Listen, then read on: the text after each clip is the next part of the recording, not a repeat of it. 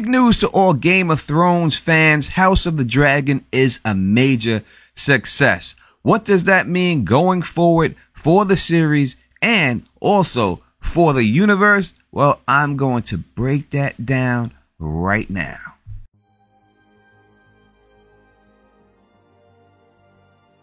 What up to my thugs, nerds, freaks, and geeks? You're now rocking with the best of Don Tony Teflon. If you can, please subscribe and click that bell so you can be notified every time I drop a new video. As always, 500 is the like goal. If this video hits 500 likes, I will give a subscriber who leaves a comment on this video 1 month of HBO Max for free. We did hit that threshold last video, so I will be announcing the winner in this video. Let's talk about Game of Thrones House of the Dragon. HBO executives said that the viewership for the Game of Thrones spinoff was the biggest start for a series in HBO history. The Sunday night premiere of House of the Dragon, the highly touted and much anticipated Game of Thrones spinoff, was the most watched episode of an HBO series since Game of Thrones itself.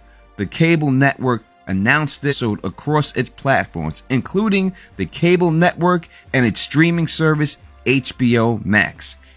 Nielsen figures for Sunday have House of the Dragon at 2.17 million viewers, just shy of the 2.22 million viewers for Game of Thrones premiere. Now, it's not an apples to apples comparison because this is coming off of Game of Thrones, so it's going to have some of those Game of Thrones fans anticipating watching this series, unlike Game of Thrones itself, who had to generate and make up all of those fans. The viewership was the biggest start for a series in HBO history, the network has claimed. A strong debut for House of the Dragon is a great sign of relief for us fans and also for HBO executives, because this gives us evidence that viewers are still craving for more stories from this universe. And HBO does have 5 other spin-off series in development, and a strong showing from House of the Dragon means that there's a good chance that 1,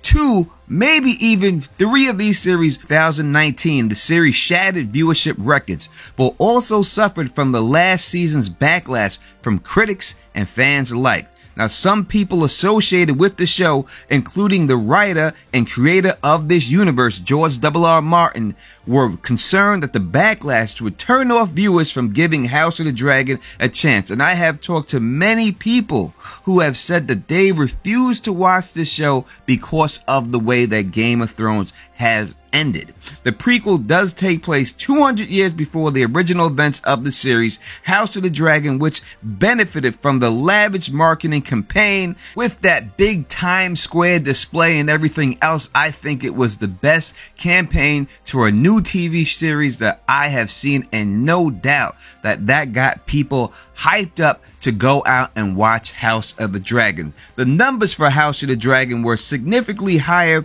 than they were for the finale of Euphoria, the series that HBO said it's the most watched show since Game of Thrones. The Euphoria finale scored 6.6 million viewers in February, and the second season averaged more than 16 million, HBO said.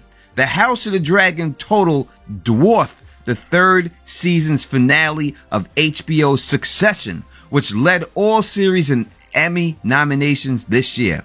That episode, which aired in December, averaged 1.7 million viewers, a record for Succession, the network said, but it does not compare to what we got for House of the Dragon. In the end, it was a great start for House of the Dragon, but these last 9 episodes will sway and hold the weight. Are they enough to keep people interested? Are they good enough to keep people coming back? If these numbers keep up, what does that mean for the George R.R. Martin universe on HBO? Well, these are the shows in development right now that you might see if this show maintains its success. The Sea Snake. This prequel would focus on Corlys Velaryon, aka the Sea Snake, known as the greatest seafarer in the history of the Seven Kingdoms. If that name sounds familiar to you, it should. Steve Toussaint is playing the character in House of the Dragon. How will Toussaint pull double duty on both spin-off shows? Well, I think that since this is set way before, I don't think that Steve Toussaint would be casted in this. In fact, I've heard him say himself that he doesn't think that he could pull off a 20-something version of himself.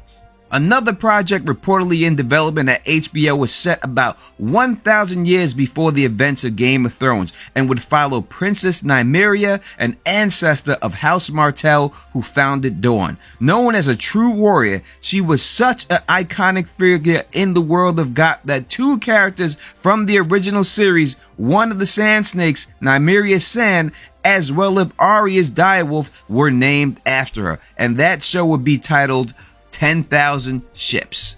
Named after the military move in which Nymeria ordered all of her ships to be burned after her armor traveled from Essos to Dorne, so turning back was not an option. The one that I think that we'll see before all those shows come out is this one right here that does not have a title at the time. The one focused around Jon Snow. Kit Harington is attached to replay his role as Jon Snow. The spinoff would take place after the events of the season finale of Game of Thrones. Jon Snow figures out that he wasn't the bastard son of Ned Stark, but truly the true heir to the Iron Throne because he's the son of Rhaegar Targaryen and Lyanna Stark. Now, it took him a little bit of time to figure this out. He did sleep with his aunt, and he did kill his aunt. And after all of his misdeeds, he gets sent to the Night's Watch, but we see at the end of Game of Thrones, Jon Snow heading beyond the wall with Tormund and the rest of the wildlings, which I think the series would take place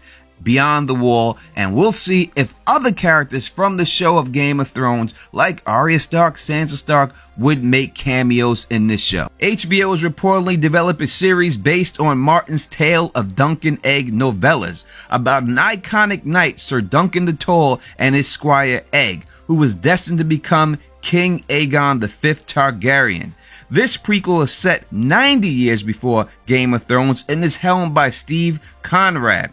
He's determined to do a faithful adaptation of the story, which is exactly what I want. These characters and stories are very precious to me, Martin said on his blog. The first season will be an adaptation of the first novella, Hedge Knight. The series will not be named after the title of the novellas. However, Martin revealed that the working title is currently A Knight of the Seven Kingdoms. Another prequel reportedly in development is set in Flea Bottom, the King's Landing slum in the original series where the poorest residents of Westeros live. No other information has been revealed about this. Now, these other spin-off series are being kept on the down low. But thankfully, Martin has given bits and pieces of information about what fans might be able to expect from the rumored GOT animated series, beginning with the working title, The Golden Empire. He says, and I quote, "I'm not allowed to talk about most of what's happening, except to say there are things," he said in his blog. The news leaked several months ago that one of the animated shows will be set in Yeti. That's true.